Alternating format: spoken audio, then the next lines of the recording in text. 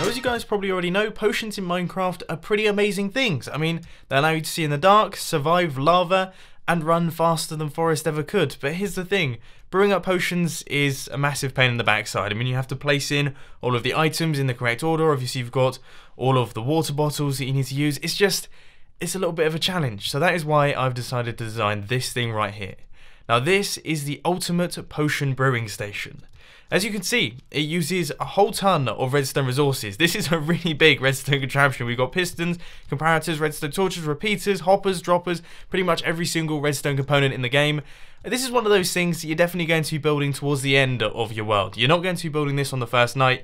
This is something you build when you've got a lot of stuff, but you are going to want to build it because it's amazing. So I think I should probably explain exactly what's going on here, because we've got plenty of redstone lamps up at the top here, and almost all of them seem to be switched on. So this redstone lamp is indicating that we've got plenty of water bottles. This one is telling us we've got loads of blaze powder. This one tells us that we've got loads of nether wart, and all of these tell us that we have got lots of each one of these individual ingredients. So what do these redstone lamps tell us? Yeah, they don't tell us how much we've actually got of these things. These are actually indicator lamps. So when we flick this lever right here, that means that we have got the redstone modifier selected. When we flick it downwards, that means that we have got the glowstone modifier selected. So this one extends the effect of the potion, and this one increases the intensity. And then we can also flick this lever right here to turn off or on the splash potion.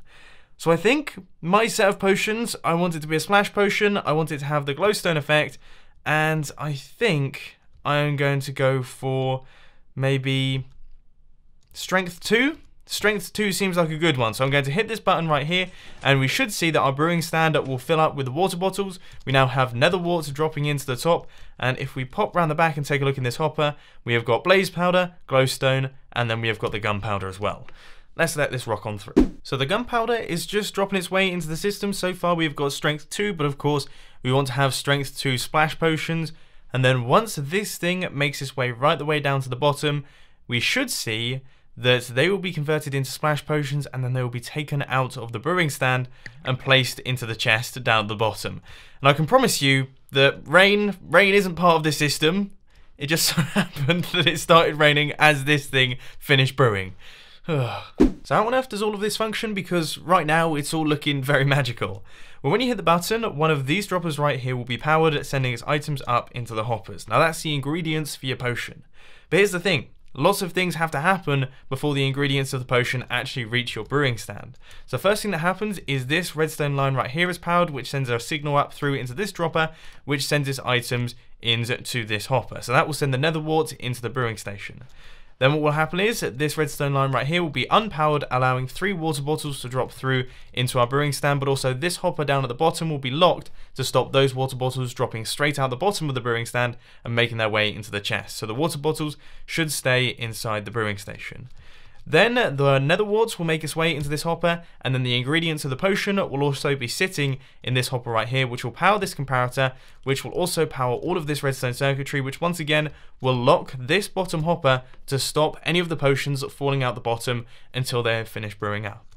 Then if we head over to this side, the modifiers will be added into the system, powered by this redstone line. They will go up like this, and depending on which ones you've selected, some of these droppers will fire, sending items up into the hopper line like this, and because of the orders that we have the droppers, the items should make their way into this hopper in the correct order, allowing them to brew properly. Once the final item from our system drops through down this hopper and down into the brewing stand, that means that most of the brewing will be done, and there's only one set of brewing left to do, which means that this comparator will turn off, which will deactivate this pulse extender, which will take a while to cool down, and when it eventually does, the bottom hopper will be unlocked, allowing all of the potions that are fully brewed up to fall down into this chest.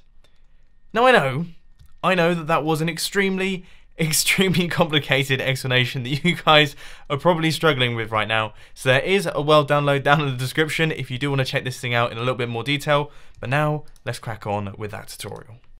So you want to get things started with a 6x15 area, and the first thing that we're going to do is we're going to pop over to this corner over here, take out those 2 blocks and place 2 blocks going across like this. Then you want to place a lever on both of those blocks like that. You want to go a couple blocks across like this and go 1, 2, 3, 4, 5, 6, 7 with buttons on the faces of each one of those. Then what I'd suggest doing is placing a bunch of blocks, just making their way around like this, and popping along the bottom to create the decorative circles that are going to be going around all of your buttons and the levers. And the reason that we're doing this is because also some of the redstone actually gets hidden behind these blocks right here. So we have a redstone line going across the bottom, and if you didn't have this sort of circle formation going on, then you'd have plenty of exposed redstone wiring, which isn't particularly pretty. But anyway, from this point, you just want to go a couple blocks across like this. We want to do 3 blocks in total. Then down at the bottom here, we're going to have ourselves a chest with an upside down half slab and then a block right there. And that is your full wall all completed. So now we can start placing in all of the redstone lamps. You want 2 redstone lamps on the top just like that, and then your 7 redstone lamps going across the top there, and then 3 redstone lamps in those positions. And you also want another redstone lamp down at the bottom, which is going to be the indicator for your redstone or your glowstone. So let's start mapping everything out. We want to go around the back of our chest and place in a hopper. Then we're going to have a brewing stand on the top, which is obviously where all of the potions are going to be brewed. And then we want to place a couple hoppers going across the top right here. And then we want a line of hoppers just making their way right the way across up to the end of your redstone lamps for the time being. Then right here we're going to place a bunch of droppers facing upwards going across the top of all of those blocks. Then you want another dropper facing upwards on top of this block right here, which is going to be the one with the nether wart on the inside. And then down underneath all of these blocks, you just want to place a line of blocks with a line of redstone on top, which is going to be powering most of the redstone circuitry. Time to head over to the other side of the redstone circuit. We're going to do the modifier section. So you want to place 2 redstone torches on top of both of those blocks right there, which will have both your levers on them, unless you accidentally broke that block right there. But then you want to place in 2 blocks on top of both of those, and then your 2 sticky pistons facing across just like this with blocks on both of their faces, and then droppers in this formation right here. Now to do all of the hoppers running out from these droppers and into this line, you have to follow this exact formation. So you just want to place a hopper going across like this, and then you want a hopper going across like that, a hopper right here, a hopper here, and then hoppers on top of all of the droppers just in like that. And then over here we're going to start work on the indicator lines. You just want to place a bunch of blocks going across like this with comparators running out from each one of these droppers, and these are going to be telling us if we actually have all of the items inside the droppers. And obviously if you don't have items on the inside, you're going to know from the redstone lamp turning off, so you can go back behind the redstone system and refill them. Then you want to place some blocks going up like this, and we're going to have to change things up on this one. And then we want redstone torches on there, and then a line of blocks going across the top once again with redstone torches, and then a bunch of repeaters running into these blocks over here. The next section is going to be hooking up this dropper right here, which is going to be our nether wart dropper. So we're going to go over to the third block across, and we're going to place some redstone dust. It's going to be running into this block right here with a redstone torch on the side. Then we're going to have a repeater running into a block with a block out like this, redstone dust, a block up like that, redstone torch, and then a block underneath that dropper. Now to do the indicator line for that dropper, it's actually very similar to all of these other ones. We just want to place a comparator with a block up like this, a redstone torch, and then a block, and then a redstone torch with a repeater right there. To do the indicator line for this final dropper over here, which we actually left behind, you just want to place a redstone torch right there, then a block, and then a redstone torch once again. And we're going to need a handful of repeaters for this one, so you just want to place a bunch of them going across like that, but that's going to be running it into that redstone lamp. Heading back over to the brewing stand now, we are going to do the blaze powder input and also the water bottle input. So you just want to place a hopper running into the side of that one, and then run hoppers just up like that with a trap chest running across there and a comparator running straight into that block, which will run into that redstone lamp.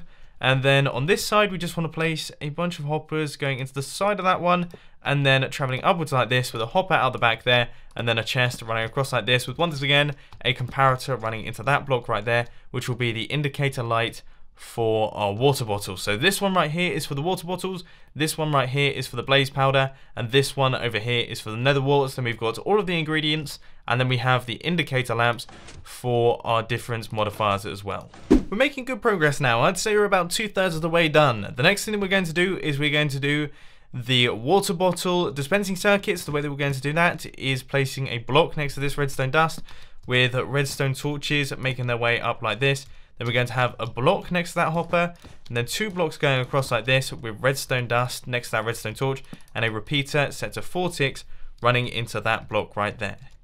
Then running out of this hopper, we're going to take a comparator output, which is going to be a little bit difficult to place, but just place that in there. And that's going to go into a block up at the top like this, with redstone dust right there, a repeater set to 4 ticks, running into a block, and then another repeater set to 4 ticks, running into another block, with redstone dust up at the top, and a sticky piston facing downwards with a redstone block on its face that will eventually power our pulse extender. But one very important thing that you have to do is take this repeater here and set it to 4 ticks. So the repeater next to this redstone torch, it has to be on 4 ticks. So that circuit up at the top there is to keep this bottom hopper actually locked. So now we have to add in all of the circuitry which will physically lock that hopper. And the way that we do that is by placing a repeater, a block, a repeater, and then a block, and then 2 repeaters up at the end right here. And then we want a line of blocks 2 wide going right the way across like this, all the way to the end of our green blocks, and also a block up at the end right there. Then we're going to have redstone dust right here, a redstone torch on top of this block right here, and then we want to create our pulse extender. So we want to place comparators facing in this direction all the way to the end, running into this block, and then redstone dust, and then comparators going right the way back across to this end as well. Now what we have to do is the modifier circuit, and that'll be everything done and dusted.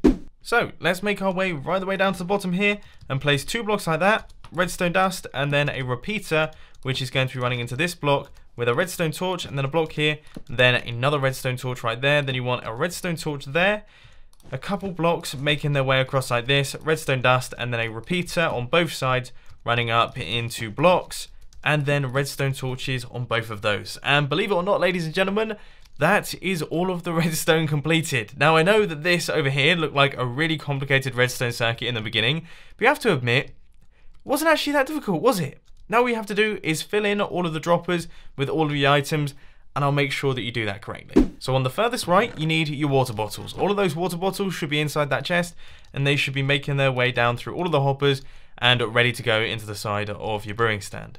Next up, we should have all of the blaze powder, which once again will be making its way through the hoppers and into the side of the brewing stand. And then we need our first dropper, which is going to be all of the nether wart. That one should be fully filled in as well. Now each one of these droppers are for your different ingredients. They can go in whatever order you want to. So I'm going to have golden carrots, so that one is for night vision. Then we're going to have magma cream for fire resistance, and then maybe a bit of swiftness. And that's just going to be making its way across like this. We're going to have strength and all the different ones over there. And then if we pop over to this side, now we have all of the modifiers. So in this one, I'm going to have glowstone dust. And in this one over here, I'm going to have my redstone.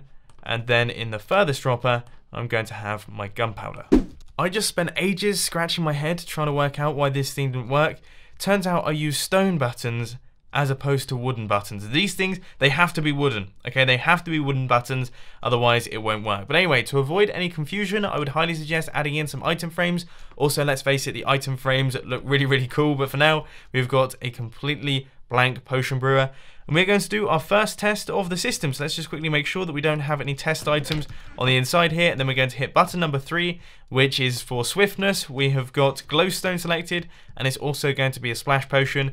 And as we can see, we have got 3 bottles on the inside of our brewing stand. We have our nether wart, and then we have got sugar, glowstone, and gunpowder as well. So this thing is working absolutely perfectly. At the end of the brewing, it should drop the items out into this chest. And we should have ourselves a fully functional ultimate potion brewing station. So there we have it, ladies and gentlemen. That is all I've got time today. I hope you enjoyed this video. If you did, please sure to hit that like button. And if you really loved it, then make sure to subscribe. But thanks for watching, guys. This has been Mumbo, and I'm out. I'll see you later.